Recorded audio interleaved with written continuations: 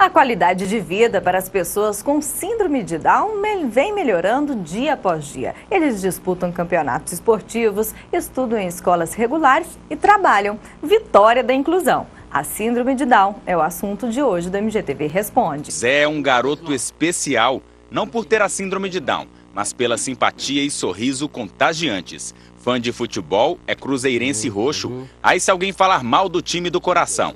Pratica natação desde os 5 meses e, cheio de orgulho, exibe as 26 medalhas que já ganhou neste e em outros esportes. E tem mais, é coroinha da igreja, mas o que ele gosta mesmo é de dançar. Eu ouvi falar também que você é um pé de valsa, gosta muito de dançar, é verdade? Verdade. A mãe, Dona Maria, conta que o filho tem uma vida normal. Ele tem uma vida normal, ele passeia, vai em festa, vai em show, ele gosta de futebol, de natação. Ao longo dos anos, a qualidade de vida das pessoas com síndrome de Down vem melhorando de forma significativa. A expectativa de vida passou de 30 para 65 anos. Hoje eles estudam, praticam atividades físicas e também trabalham. Habilidade e concentração. O Francisco é assim no ambiente de trabalho. Há 2 anos, o jovem faz parte do quadro de funcionários desta loja e auxilia na montagem das caixas de presente.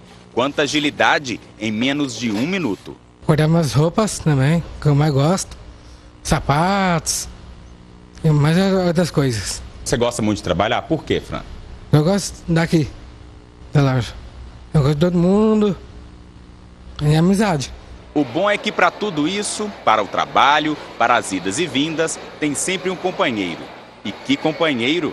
O pai é assim, com orgulho de sobra. É especial demais. É um menino garoto, bonito e ajuda demais. O Josué também é um garotinho muito especial. Com quase 3 anos de idade, o menino é a alegria da família, principalmente da avó Coruja. Segundo o pai, o nome não foi escolhido por acaso. A partir do momento que nós ficamos sabendo que o Josué nasceria com síndrome de Down, nós estávamos já buscando um nome vencedor.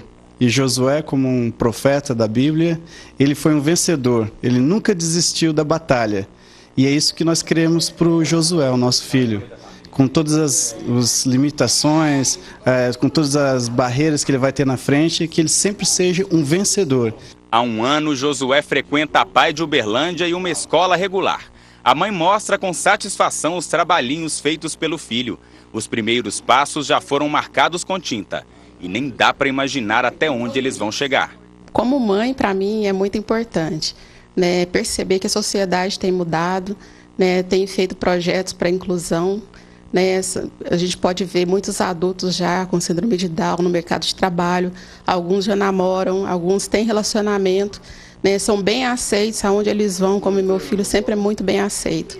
Então eu fico feliz de saber, né, que o mundo tem mudado por eles e que eles vão ter assim, grandes oportunidades para chegar a lugares que só Deus sabe onde vai levar.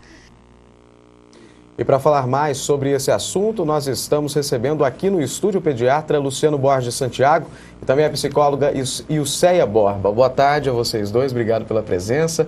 Nós já estamos começando a receber algumas perguntas na nossa redação. Puxando aqui pelo que terminou a nossa reportagem, Ilceia, queria ver com você, realmente tem mudado? Essa inclusão tem acontecido? Lógico, tem mesmo, nós estamos vendo isso. Primeiro, por exemplo, as escolas públicas, hoje mesmo eu estava conversando com uma professora de uma escola, que inclusive é minha irmã, e ela estava me dizendo, né, da presença dessas crianças na escola e dos resultados que ela está tendo ao trabalhar diretamente com essas crianças. Ela é psicopedagoga, então ela faz parte da equipe que dá apoio a essas crianças na escola regulamentar. E ela me fez o depoimento de que a criança com síndrome de Down é a que está apresentando melhores resultados nesse trabalho integrado. E isso é um aspecto positivo, porque a criança faz parte do nosso mundo e nós temos que ter espaço social para ela. Então, a gente tem até uma pergunta aqui da Morgana do bairro Mercês, se ela tem uma criança de 2 anos que tem síndrome de Down e ela pergunta se logo no início a criança já deve ser colocada na escola regulamentar. Sim, porque ela precisa de entrar como normalmente uma criança entra na escola, uma escola regulamentar. Nessa escola, ela vai ter o apoio psicopedagógico que ela necessita. E quanto mais cedo ela for estimulada, melhor.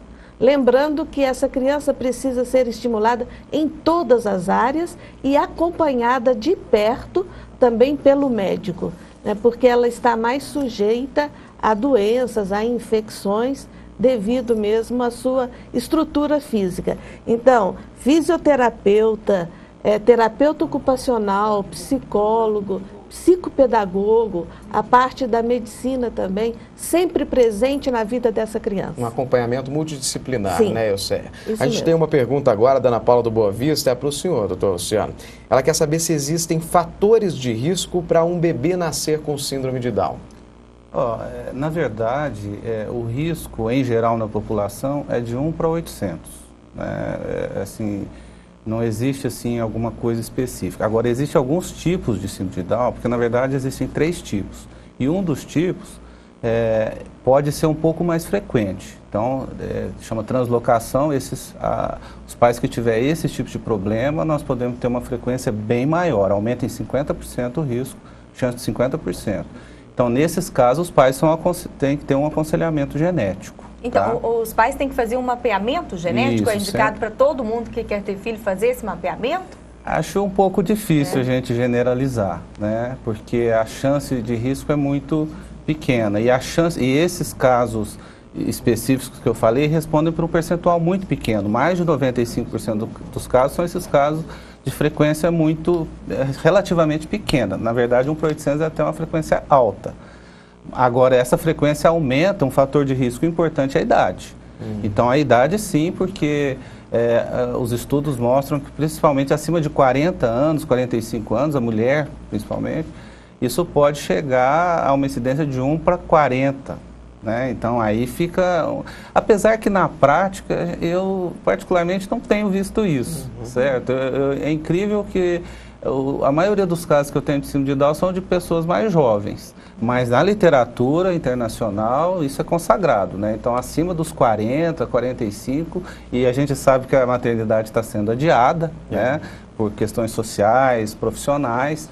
Então, é importante a gente citar esse, sim, um fator de risco. Então, porque a Sandra do Costa Teres faz essa pergunta, que ela fala que já passou dos 30 anos e ainda não tem filho. Se ela demorar muito a engravidar, ela corre o risco de gerar um bebê com síndrome de Down, né?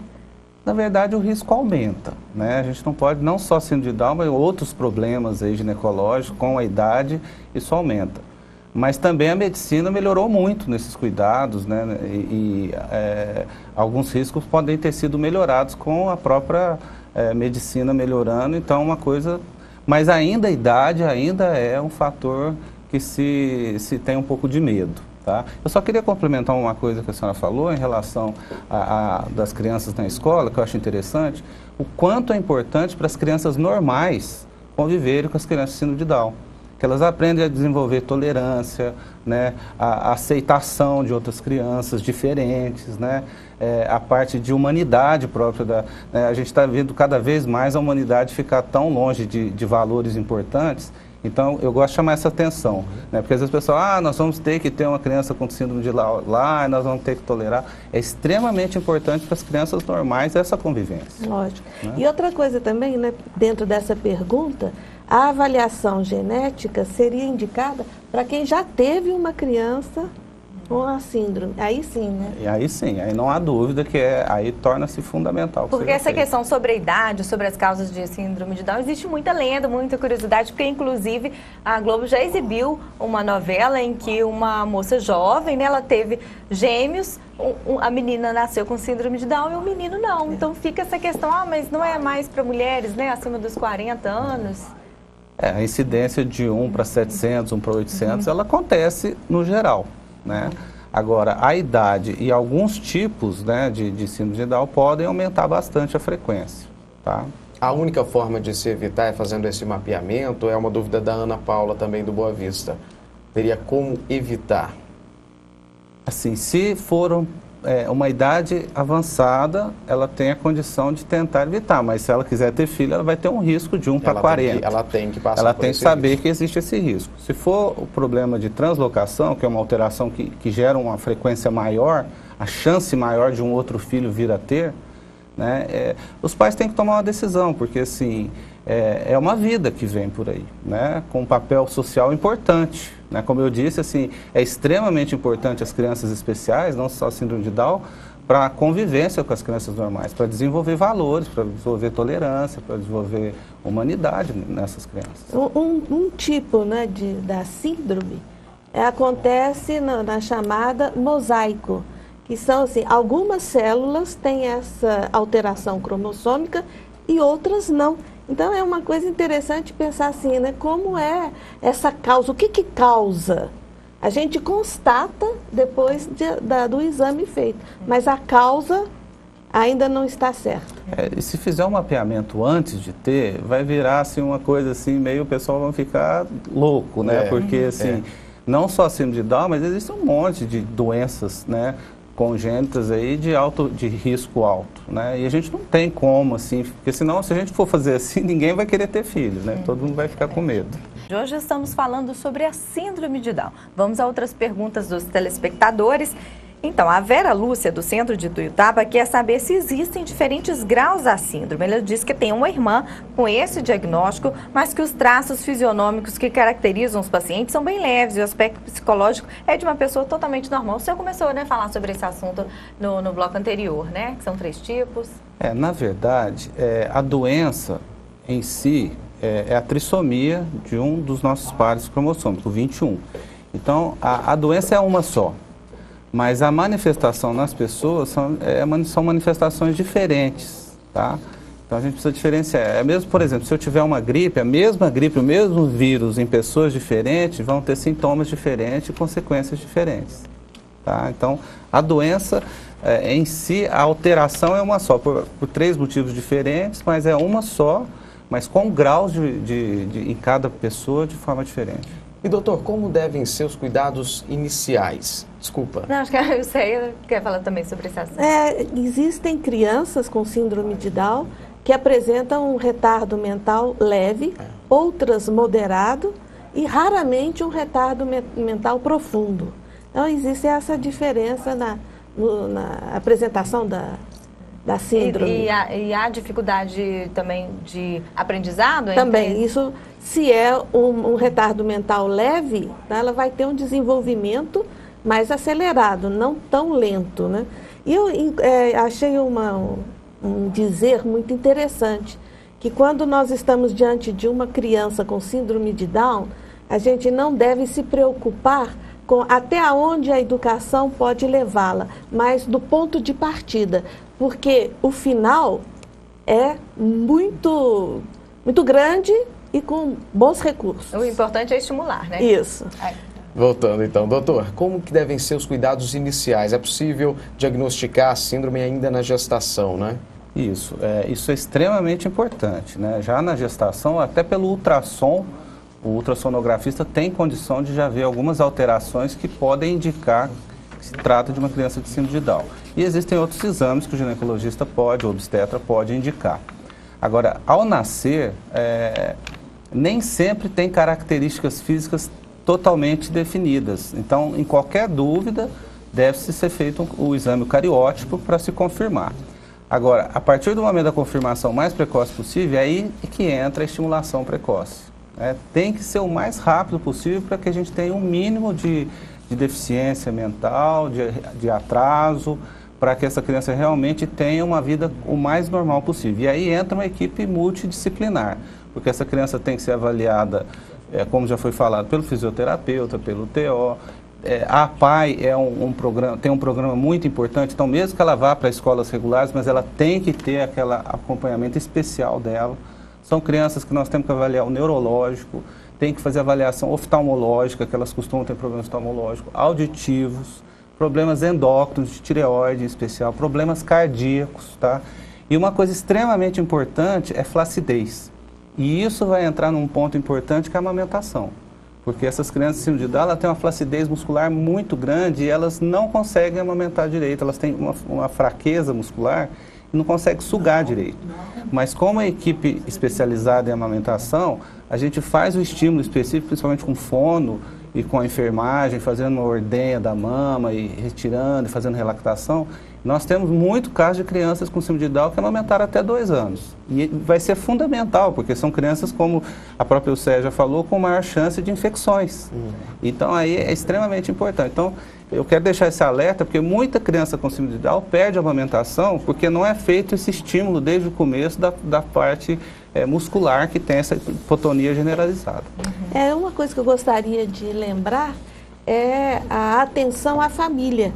Nesse momento que ela recebe essa informação, né? O seu filho apresenta a síndrome de Down. Essa família precisa de ser atendida, amparada, escutada, porque todo o processo de gestação de uma criança, ele provoca determinadas representações psíquicas, tanto na mãe quanto no pai. E uma delas é a fantasia. Como será que eu sou por dentro? Será que eu sou capaz de produzir uma coisa boa? Então, essa fantasia persegue a mãe muito durante o tempo da gestação. Aí quando chega o nascimento do filho, é a constatação. O que eu sou capaz de produzir?